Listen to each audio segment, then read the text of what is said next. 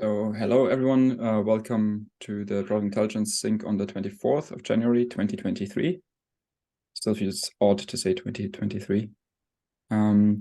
So this time I think we're going to start with this new check-in process. Let's see how this works. Definitely feel free to share feedback about this afterwards. This is a test. We can always change this or adjust it however we want. I'm going to start sharing my screen.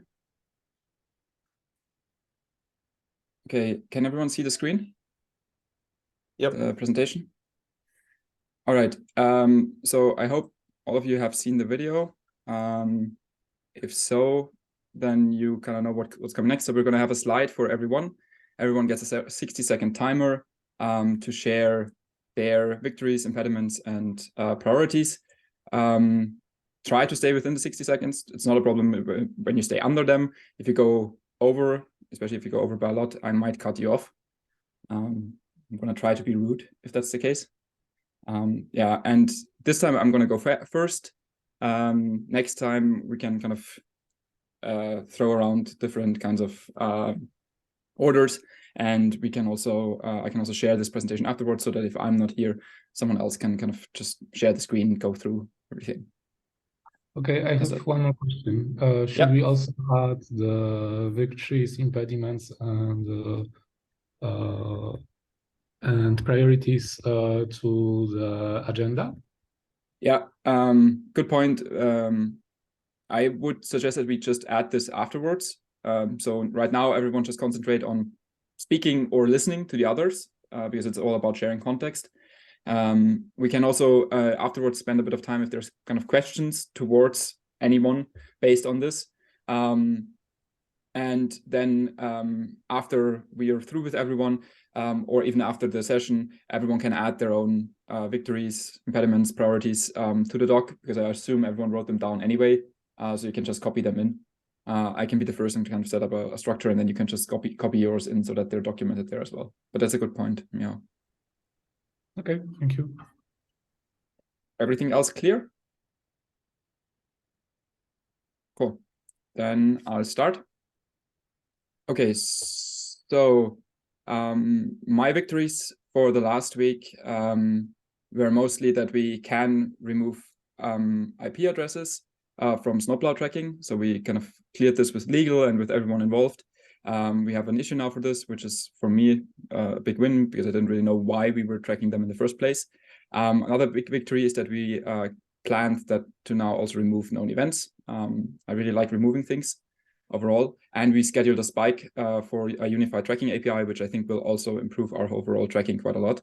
My impediments is that we are still stuck in those snowplow migrations. I would have hoped that we're done by now, but they're still kind of back and forth and clearing up things on a few of them.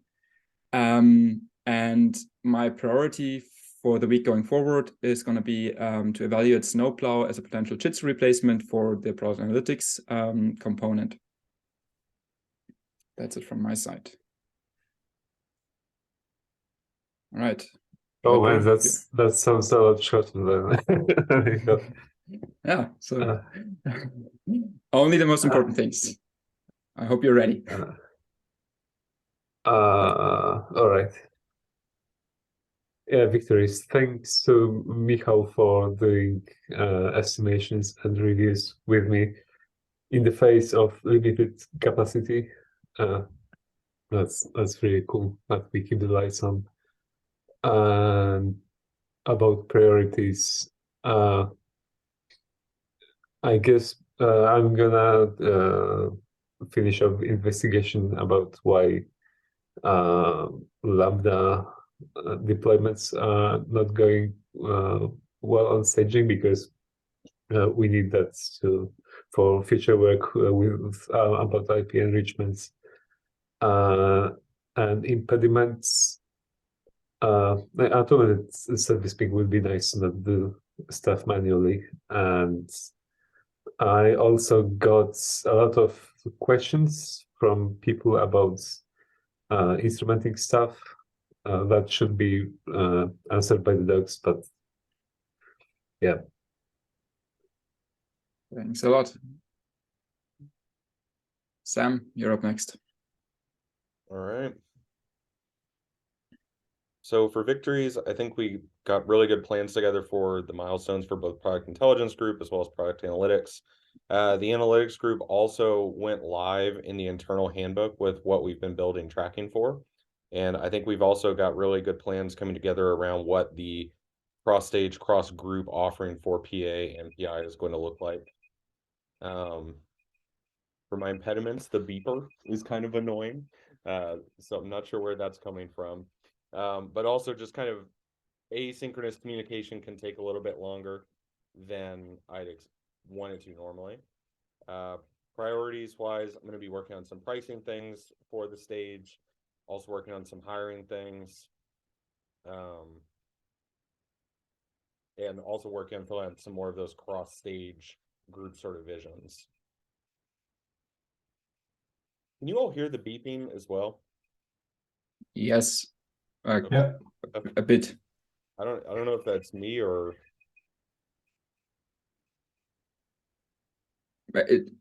all right. Yeah, I had a timer tab open that sorry. I had a timer tab open that went off on its own. No worries. At least now we know where it's coming from. Yep. Cool. Thanks a lot, Sam. Michał, you're up next. Okay. So for me, the victories, first of all, like Piotr, I am really happy that we estimated lots of issues for the next milestone and kept up with code reviews, even in spite of limited capacity. And I'm also very happy with our meeting with Fiona's, where we brainstormed the ticket that he's been working on. When it comes to impediments, I feel like this week there's been lots of code review, probably also for Piotr. And I would assume that it comes from the fact that we only have 2 product intelligence reviewers available. So we're getting a bit more than usually. And when it comes to priorities, my first priority will be finishing the one Snowplow migration issue that is right now in code review, but requires some changes. And after Nico comes back, I want to work on version up migration scripts. Thanks a lot, Michał. That was a close call. Jonas, you're up next. Yeah. Yeah, so I also think it was a great success to do this pairing session with Michał. That was very nice. And personal successes has been creating my first merge request, even though it's kind of bumping down the review path. And yeah, let's see when it makes it. And then also doing this metric, duplicate metrics research last week. That was a fun little project. My priorities for the next week is to get my merge request approved, even though it's a little bit out of my control. I'll try to push as much as I can and kind of, yeah, sort my things out. And then also spend about 50% of my time onboarding. I don't really have any impediments. The only thing I can see is the review process when it comes to my merge request. But on that, I don't have anything. Cool. Thanks a lot. So that's actually it. I think we're through with everyone. I personally enjoyed this quite a bit.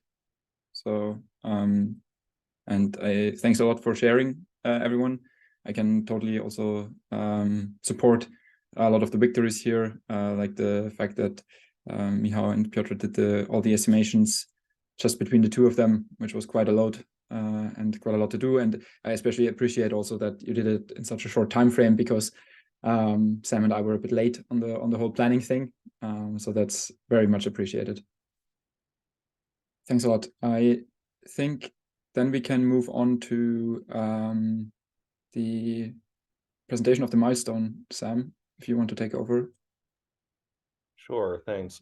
So I'm going to share my screen and walk us through the 15.9 milestone plan issue, but the link is there in the agenda if you want to follow along at home.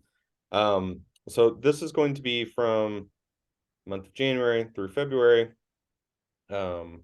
And so really what we're trying to focus on with this milestone from an objective and theme sort of perspective is we want to make our final decision and a plan around what our Jitsi replacement will be, if anything, and what it might look like to go down that path. We previously were looking at if we could build something ourselves to replace Jitsi. Now we're starting to look at, is Snowplow or even another technology a good replacement for Jitsi? And where we want to get to at the end of this milestone is have that data, be able to have an informed discussion, make an informed decision on how to go forward. We also want to start putting our requirements and plan together for what a unified product intelligence tracking API would look like. Right now, our customers who are our internal GitLab users have the choice of using Service Ping, Snowplow, lots of different ways to implement the application, and it's confusing to them on which they should use when and what are the trade-offs. So what we want to instead provide is move towards a unified sort of API. So there's a single GitLab tracking style API that hides all of those implementation details from users, so they can really just focus on, this is the behavior I need to learn about. I use the tracking API. It does what it needs to do for me. Additionally, this is also going to be the underpinnings of what we will ship to our external customers for instrumenting their own applications. So this is going to be a really important project to look at from both an internal as well as a future external perspective. So those are our themes and objectives. In terms of individual issues and how those all come together, so our primary focus is we want to finish any of the work that we started in the previous release before starting any new work.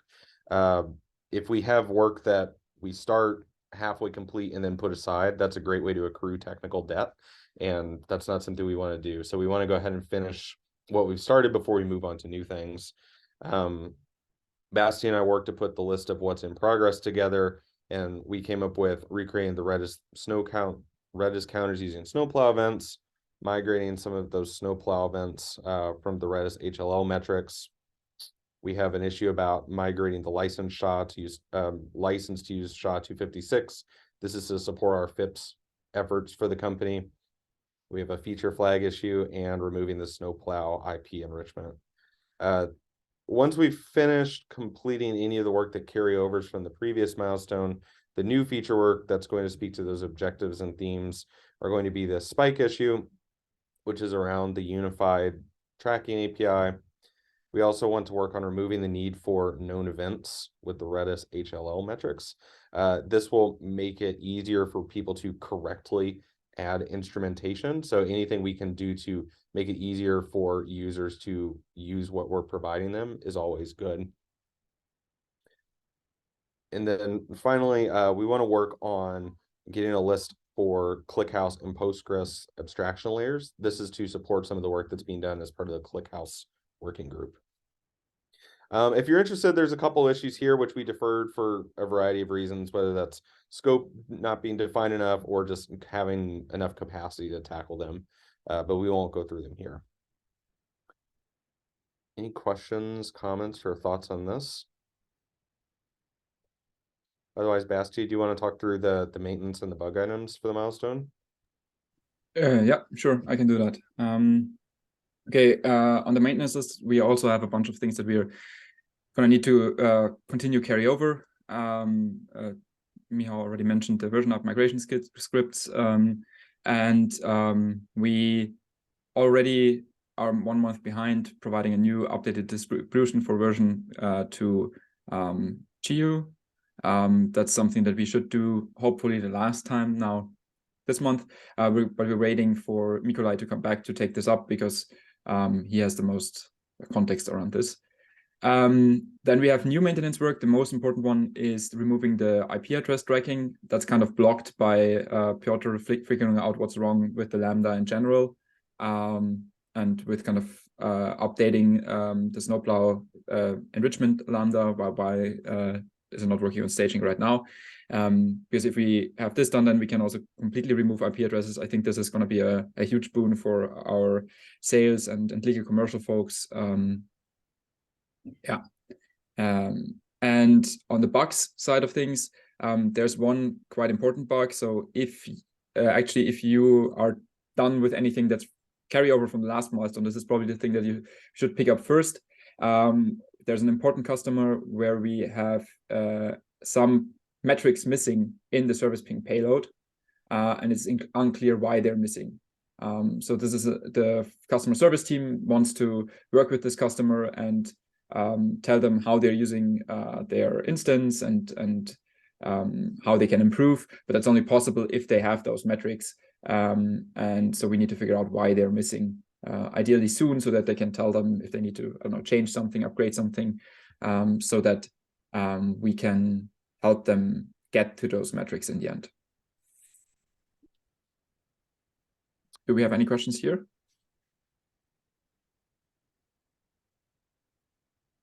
So if you do have any questions about it, that issue is publicly available. Feel free to add a comment or a question async there, or reach out to Basti and I synchronously. Happy to discuss it anymore if there's some needs. And Basti, you've got the next one. Yeah, so that's just a short FYI. There was an OKR for the engineering team to kind of do a competitor analysis or check in with quick wins based on analyzing competitors for this quarter.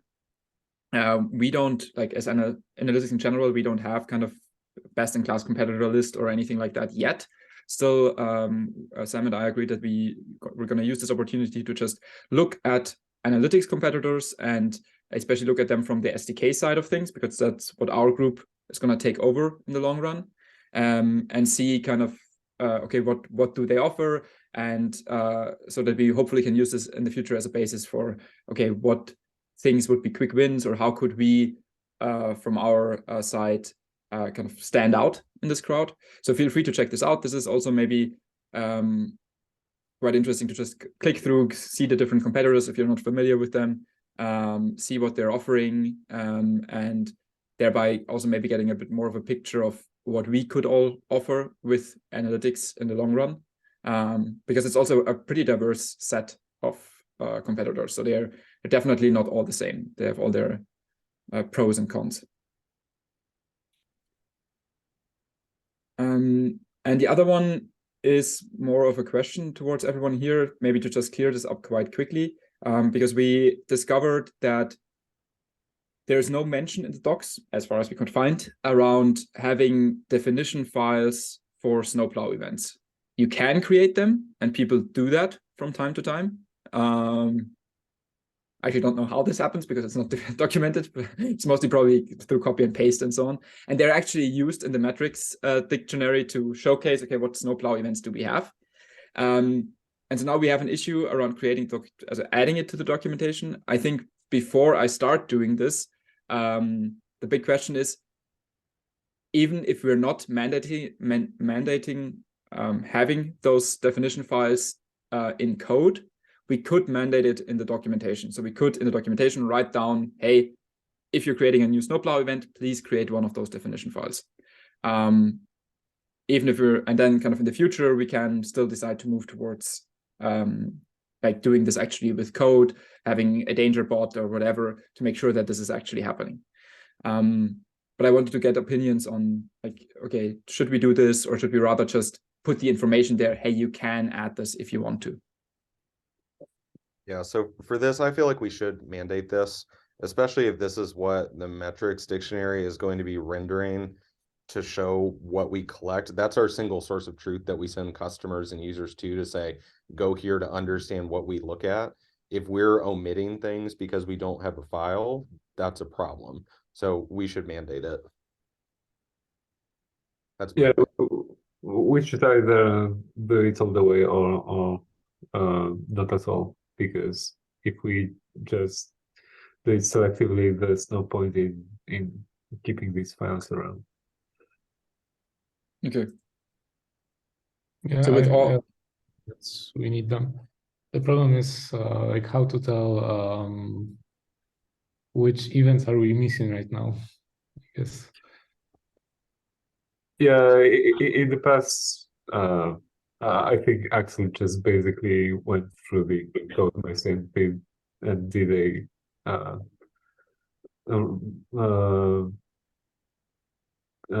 did that manually, basically. So there's no automated way to do this, really, I think. I mean, we could probably come up with some kind of code scanning script to figure out all the snowplow events and then like compare. I don't know if it's worth it, but I guess then the first point is to actually mend it in the documentation, and then we can go on from there to like backfill the missing events going forward. But it's cool that we're aligned there. But maybe we also. Go ahead, Jonas. No, I was just suggesting that maybe it would make sense after we go through and make the list, the definitions complete, that we actually make a runtime check that all exceptions are defined. So because like I just made one of these and I didn't make the definition, and it would have been like fairly easy to if an exception had been thrown first time I tried to call this because there was no definition, that would have been very easy to fix or to add while I was doing it. Yeah, I mean, in theory, so in theory, as far as I understand, snowplow can even be configured to theoretically also do this checking already when you send something. It's not how we configure it now. So you can, snowplow has this testing for, is an event good or bad, and this is kind of up to the schema. And you can either have a very permissive schema where it's like, okay, whatever, like it just has to have a specific structure, but you don't test for a specific name or a specific, like you don't test the value of a field. You could, in theory, like we could move towards something where we take those definition files or write it directly into snowplow and in some way kind of put it in there. Then snowplow would even kind of reject all events that are not defined in some way directly. Something else we can do here, because there's probably going to be a lot of events and we're obviously one group. We can also tag which groups we think should own these events and ask them to create these known event files for us for their respective groups as well. So if we do get a list of like, here's all the events that don't have a file, we can parcel those out to the respective groups. And if we're able to say something like, you know, this is what legal needs us to do to make metrics dictionary accurate, those will get prioritized more quickly than they might if they just go in the backlog. Coming around the corner with the legal club. It's like, it's compelling, so we'll get more urgency with that, as opposed to saying, hey, can you please do this amongst your million of other things to do. Yeah, definitely. Cool. Thanks a lot for that input. That really helps me already. Do we have any more stuff on this or any other topics? Yeah, I should answer to that. The problem with runtime checks for snowplow events is that we don't really have anything to compare to. I mean, with Service Pig, we have all this output in the form of a Service Pig payload, so we can do some kinds of sanity checks against the structure of that payload. But with snowplow, we just send events to a external collector, and it's not that obvious how would that work. I mean, checking with the definition files. Like in the sense, do we use that? Do we fire that event? Do we use that event in the code base, for example?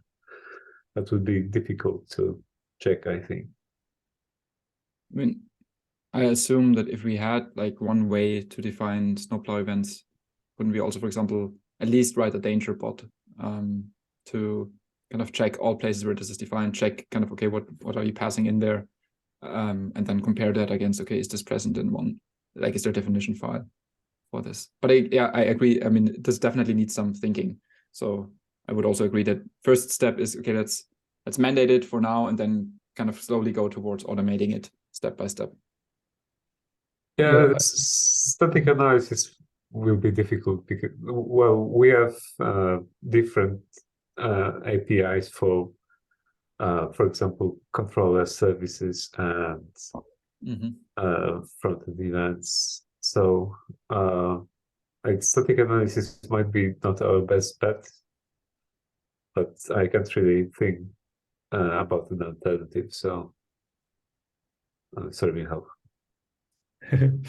Well, I just wanted to say that it sounds like a good idea to, for now, just mandate them, and later maybe even create an issue where we will research how can we actually automatize it. Like maybe the runtime errors are not the best solution, but it would probably make sense to put some effort into trying to find some way to do it.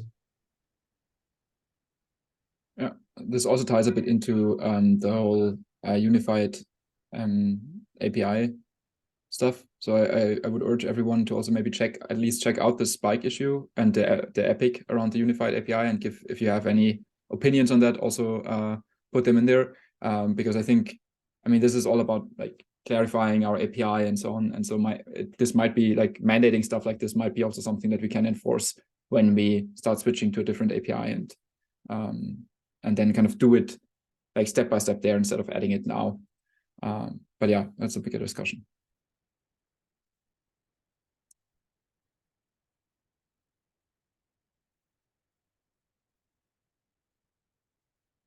All right, I think that's it.